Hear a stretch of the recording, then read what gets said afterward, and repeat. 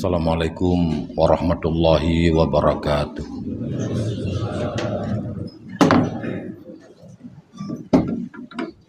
Allahu Akbar,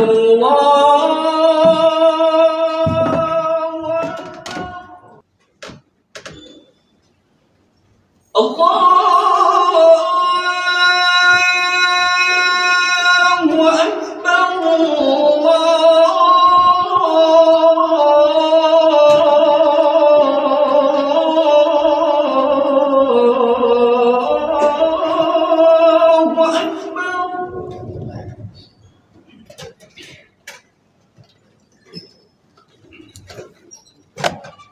أشهد أن لا إله إلا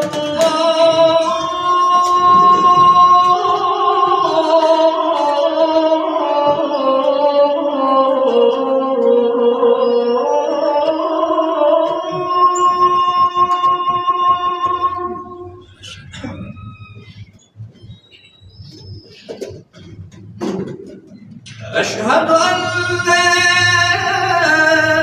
إله إلا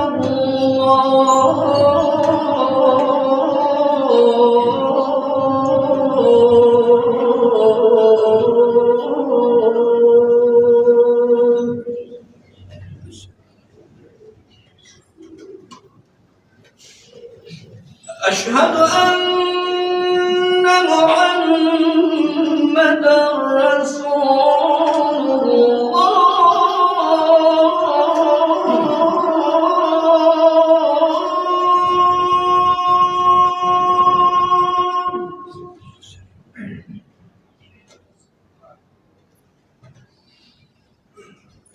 أشهد أن محمدا رسول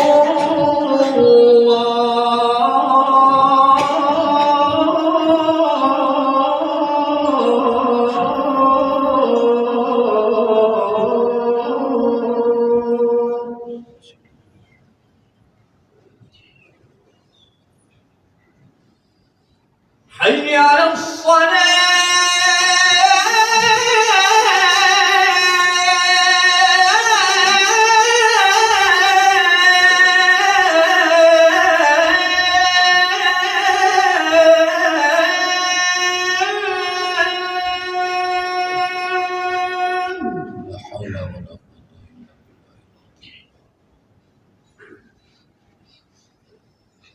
حي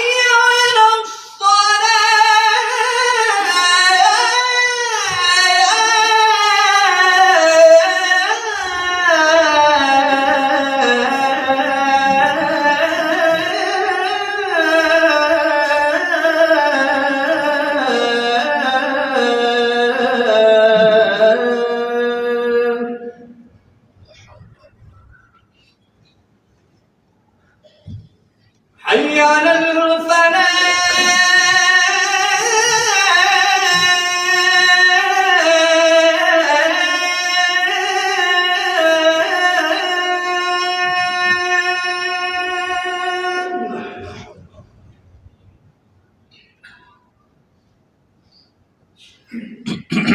حي على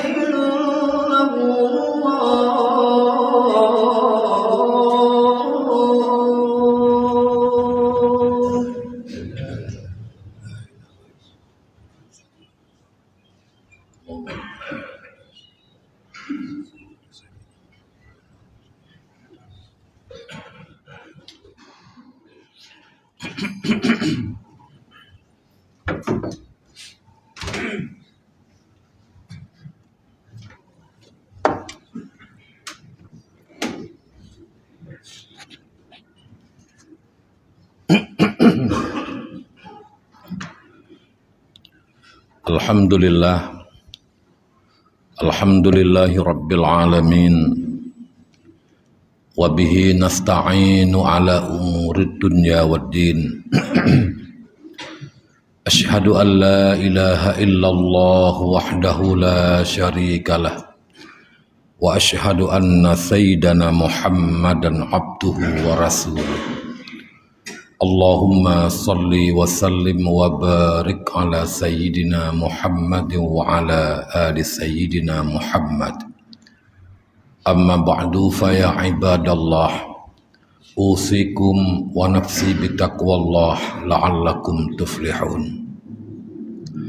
Pertama, mari kita memuji dan bersyukur kepada Allah Subhanahu wa taala atas segala limpahan rahmat dan nikmat Allah kepada kita semua.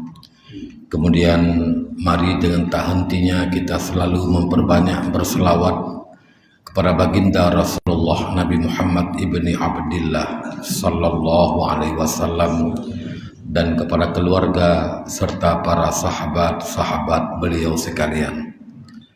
Yang saya hormati guru kita bersama Tengku Imam Syekh Masjid, yang saya muliakan kepada seluruh para jamaah salat Jumat yang telah berhadir di hari yang bertuah ini. Ma'asyarul muslimin rahimakumullah. Kita adalah semuanya pemimpin.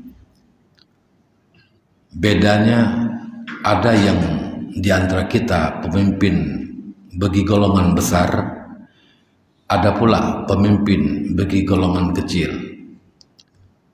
Yang kecil termasuk untuk pribadi kita sendiri dan kepada keluarga kita. Yang besar termasuk pemimpin di tingkat kecamatan, kabupaten, kota, provinsi, apalagi tingkat suatu negara.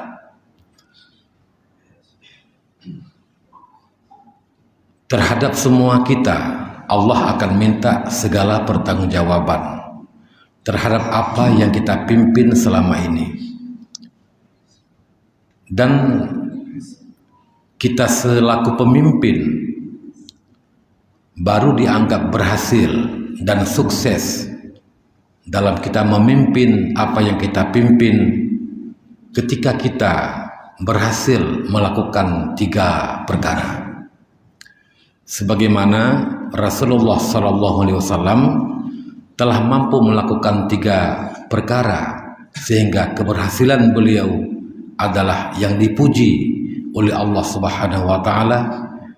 Akhlak beliau, perilaku beliau, dan segala gerak-gerik beliau Allah memuji dan memerintahkan kita untuk mengikuti jejak-jejak beliau. Innaka la'ala khuluqin azim. Engkau akhlakmu ya Allah, akhlakmu ya Muhammad sungguh agung dan mulia. Laqad kana lakum fi Rasulillah uswatun hasanah.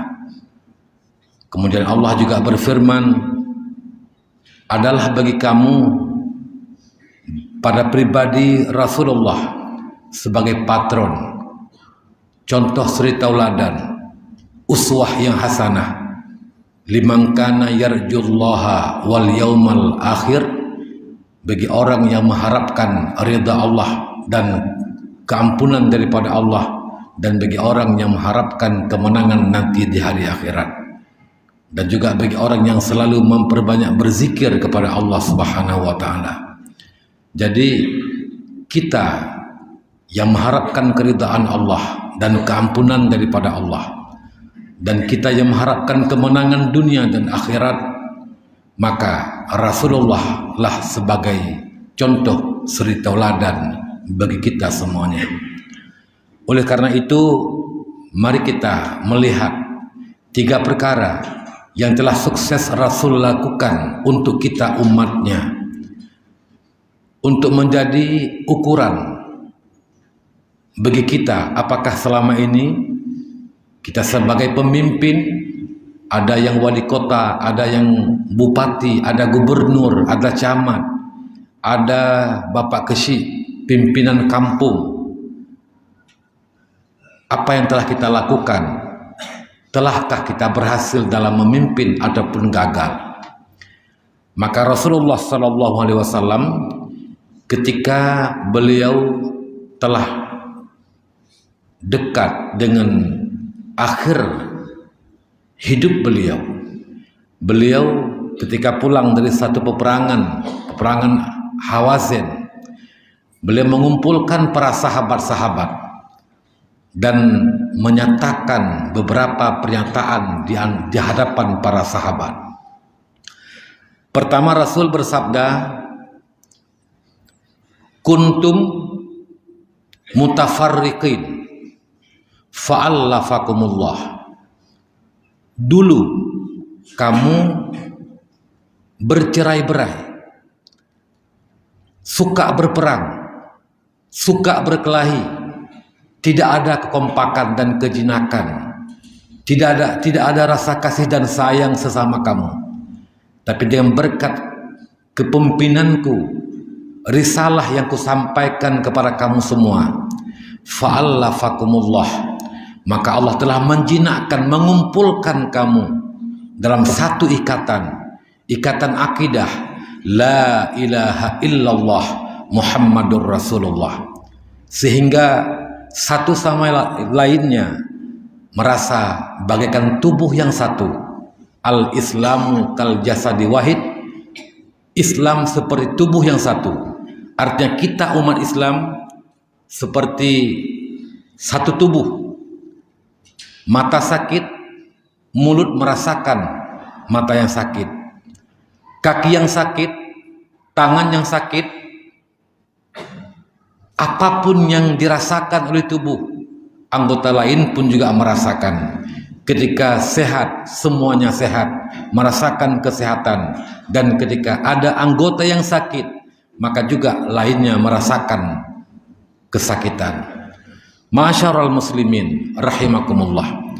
Maka kepemimpinan Rasulullah yang pertama yang berhasil beliau lakukan adalah mengumpulkan, membuat persatuan dan kesatuan, membangun kekompakan di antara para sahabat, membangun kekompakan di antara umat Rasulullah, orang besar dengan orang kecil, orang kaya dengan orang miskin. Mereka saling bersatu, saling mencintai. Ini adalah kategori pertama pemimpin yang sukses, pemimpin yang sanggup membangun kekompakan, kebersamaan bagi umat, bagi rakyat. Bukan justru ketika kita jadi pemimpin, malah rakyat yang sebelumnya kompak dan bersatu bisa dibuat bercerai-berai, bisa dibuat saling bermusuhan. Dan ini harus kita bangun bagaimana? Apa yang kita lakukan? Lebih-lebih kita hidup di zaman demokrasi. Beda calon, beda dukungan, beda tim ses, dari tingkat desa sampai tingkat kabupaten, provinsi, bahkan tingkat satu negara. Banyak calon, banyak tim sukses, dan kadang-kadang terjadi perpecahan, terjadi perceraian, terjadi macam-macam lah kegaduhan dalam masyarakat. Maka siapapun yang terpilih ketika dipilih oleh rakyat, kita harus bisa melakukan langkah pertama adalah menghilangkan cerai-berai, menghilangkan perselisihan, dan bisa membangun kekompakan di antara kita semua. Menyenyuh Nabi Sata lakukan urusi Tuan Mandum. Kapan kita bisa bersatu? Kapan kita bisa berkumpul dalam satu ikatan persaudaraan? Galam abih lih pilih bupati, ka pilih gubernur, ka pilih presiden, ka pilih kampung kecil. Jadi selalu ada pemilihan-pemilihan. Kalau memang kita tidak mampu melakukan, membangun kebersamaan, maka akan terjadi perpecahan dalam kalangan masyarakat. Dan ini tidak kita harapkan sama sekali. Jadi kategori pertama pemimpin sukses, pemimpin yang sanggup membangun kebersamaan di kalangan masyarakat. Yang kedua, kuntum jahilin fa'ahdakumullah. Dulu kamu jahil, bodoh, tidak mengenal Allah, tidak tahu cara beribadah kepada Allah, tidak tahu siapa yang sepatutnya engkau menyembah. Maka Allah mengutus aku sebagai rasulnya, menyampaikan risalah kepada anda semuanya, para sahabat-sahabatku yang kucintai, umatku yang kusayangi. Maka dengan berkat kepemimpinanku, dengan berkat kerasulan yang diberikan Allah kepada aku, fa'ahdakumullah, Allah telah memberikan petunjuk kepada kamu. Maka yang Rasul berhasil lakukan yang kedua adalah umat yang sebelumnya bodoh, jahil, tidak berpendidikan, baik pendidikan umum di sekolah maupun pendidikan agama, pendidikan fardu ain yang sebelumnya mereka tidak tahu, tapi setelah Rasul memimpin umat mendapatkan ilmu yang bermanfaat daripada Rasulullah dan menjadi orang-orang yang alim. Maka kita sebagai pemimpin, untuk berhasil kita sebagai pemimpin, kita harus bisa melakukan langkah kedua adalah membuat rakyat terdidik, bisa memberikan pendidikan yang layak, baik di sekolah maupun di pesantren-pesantren. Bukan malah pendidikan yang sudah ada bisa dihilangkan ketika kita menjadi pimpinan. Dalam desa ada pengajian, sebelum kita memimpin di desa ada pengajian, setelah kita menjadi pemimpin malah hilang pengajian-pengajian di desa-desa. Ini contoh umpama, na'udzubillah min zalik. Begitu pula dalam kecamatan, dalam kabupaten. Maka kewajiban yang kedua kita sebagai pemimpin adalah harus bisa memberikan pendidikan yang baik kepada rakyat kita. Kita sebagai pemimpin dalam keluarga, berapa tahun sudah kita berkeluarga, dari istri kita belum kita punya anak, kemudian kita punya anak 1, 2, 3 sampai 5 ataupun lebih daripada itu. Apa yang telah kita lakukan untuk mereka? Apakah mereka telah mengenal Allah Subhanahu wa taala? Apakah mereka telah tahu cara beribadah yang benar kepada Allah? Telahkah mereka mengenal mana halal, mana haram? Apakah mereka telah berakhlak dengan akhlak yang mulia, akhlak yang terpuji? Karena kita memberikan pendidikan akhlak kepada mereka yang cukup. Kalau ini belum kita peroleh, kita gagal dalam memimpin. Pemimpin kecil, keluarga, gagal kalau tidak mampu kita memberikan pendidikan, mengenal, memperkenalkan agama kepada anak dengan sebaik-baiknya, memperkenalkan mana yang baik untuk dikerjakan, mana yang buruk untuk ditinggalkan. Anak jahil, anak jadi orang-orang yang mengganggu lingkungan, karena pengaruh-pengaruh, akhirnya hidupnya membawa kepada kemudaratan bagi orang lain. Tunggu sekalian yang dimuliakan Allah Subhanahu wa taala. Untuk bisa dikatakan berhasil dalam kita memimpin, apakah tingkat kabupaten kota, selama kita menjadi pemimpin kabupatikah, wali kotakah, ataupun kita gubernur, bagaimana rakyat kita? Apakah mereka telah memiliki pendidikan yang baik? Wabil khusus pendidikan fardu ain. Pendidikan fardu ain menyangkut dengan akidah. Fardu ain menyangkut dengan ilmu fiqh. fardu ain menyangkut dengan ilmu tasawuf. Kalau ini tidak kita lakukan, kita bertanggung jawab. Allah akan minta pertanggungjawaban kepada kita nanti pada hari kiamat. Bagaimana kita memimpin rakyat kita. Na'udzubillah summa na'udzubillah min dzalik. Ma'asyiral muslimin yang dimuliakan Allah. Kebodohan merupakan musuh kita bersama. Musuh agama. Karena dengan kebodohan agama bisa mati. Musuh agama karena dengan kebodohan agama bisa hilang. Dan musuh negara karena orang bodoh tidak mampu mengatur kelancaran dalam undang-undang segala macam, tidak mampu mengatur rakyat. Akhirnya rakyat dan negara tidak bisa maju gara-gara tidak cukup pendidikan yang baik. Maka ini merupakan tanggung jawab kita bersama sebagai pemimpin. Wabil khusus kita awali dari yang kecil-kecil dulu, dari keluarga kita, anak kita, istri kita, mantapkan pendidikan kepada mereka agar kita lepas tanggung jawab dengan Allah. Rasul bersabda, "Alimu auladakum." Tanamkan pendidikan yang cukup untuk anak-anakmu. Pendidikan fardu ain, pendidikan agama di bidang tauhid, di bidang fiqh, di bidang tasawuf, dan juga pendidikan umum, teknologi segala macam seiring majunya perkembangan zaman, agar jangan tertindas, tergilas. Fa innahum makhluquna li zamanihim la li zamanikum. Anak-anakmu Allah jadikan mereka untuk dipersiapkan hidup di zaman mereka, bukan zaman kamu. Yang zaman mereka dengan zaman kamu jauh lebih berbeda. Dulu nggak ada televisi, sekarang di HP bisa televisi, bisa nonton bareng, bisa nonton live dan lain sebagainya. Itu di TV. Nggak ada dulu perkembangan seperti hari ini.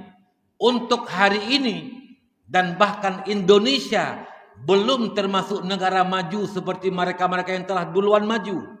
Sudah begini kehebatan teknologi.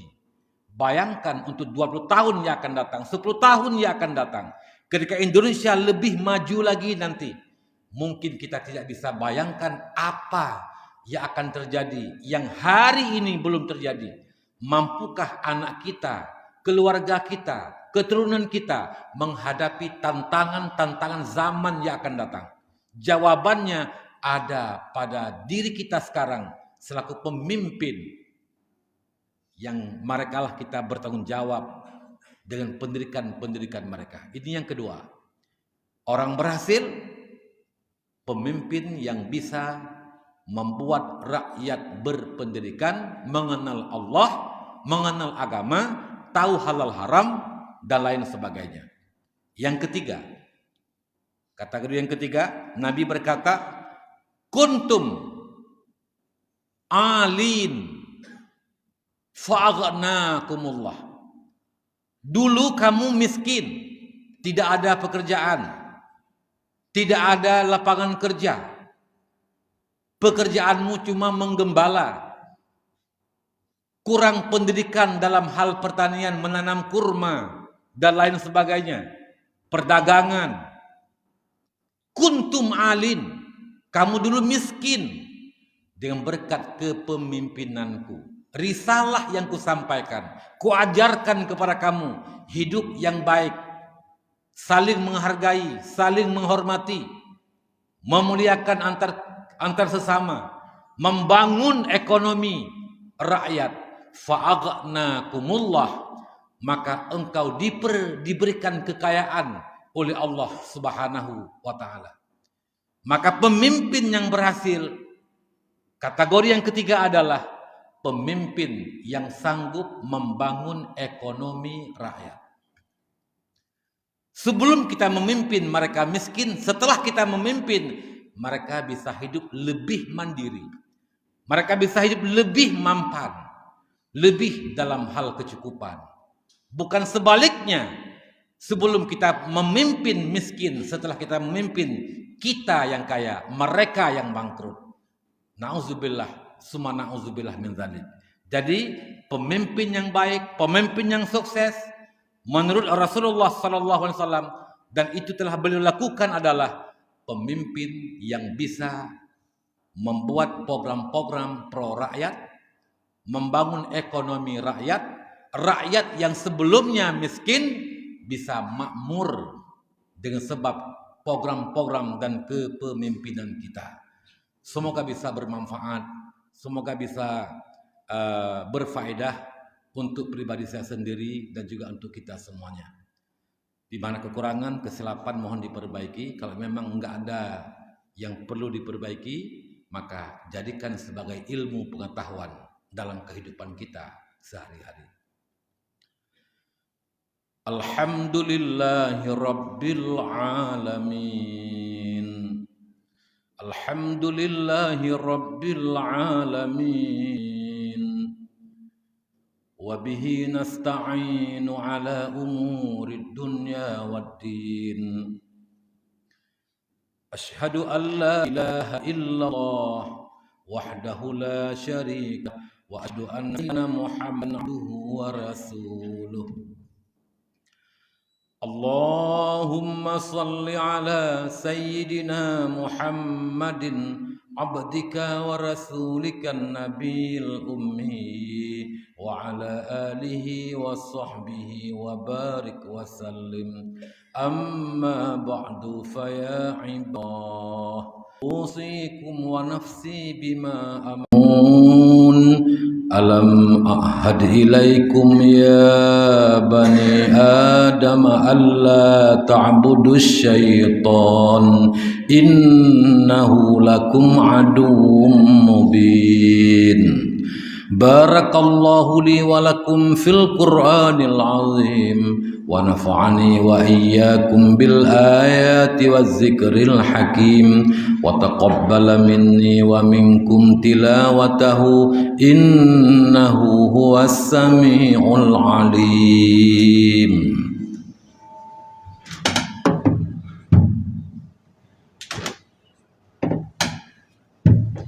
Rabbana atina fid dunya hasanah wa fil akhirati hasanah wa adkhilna wa iyyahum jannata ma'al abrar ya aziz ya ghafar.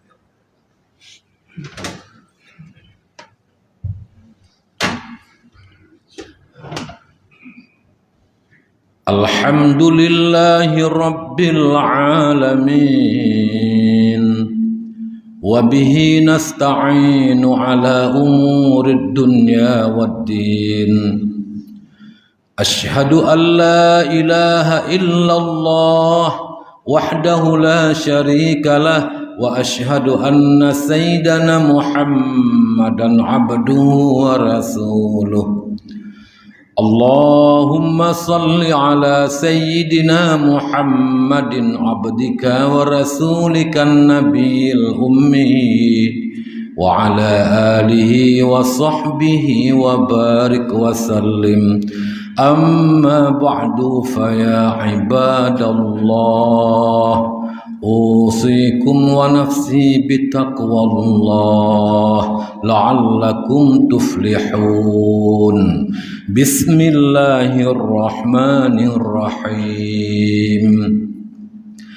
Ya ayyuhalladzina amanu idza nudiya lis-salati min yaumil jumu'ati fas'au إذا نودي للصلاة من يوم الجمعة فاسعوا إلى ذكر الله وذروا البيع ذلكم خير لكم إن كنتم تعلمون. اللهم اغفر للمسلمين والمسلمات والمؤمنين والمؤمنات الأحياء منهم والأموات برحمتك يا أرحم الراحمين. اللهم اغفر لنا ذنوبنا وذنوب والدنا وذنوب أهل بيوتنا وذنوب أمة محمد صلى الله عليه وسلم. اللهم اغفر أمة سيدنا محمد صلى الله عليه وسلم اللهم ارزق أمة سيدنا محمد صلى الله عليه وسلم اللهم أصلح أحوال أمة محمد صلى الله عليه وسلم اللهم اجعلنا وإياهم من أهل لا إله إلا الله ومن أهل العبادة ومن أهل جنتك جنة الفردوس ولذكر الله أكبر والله يعلم ما تصنعون.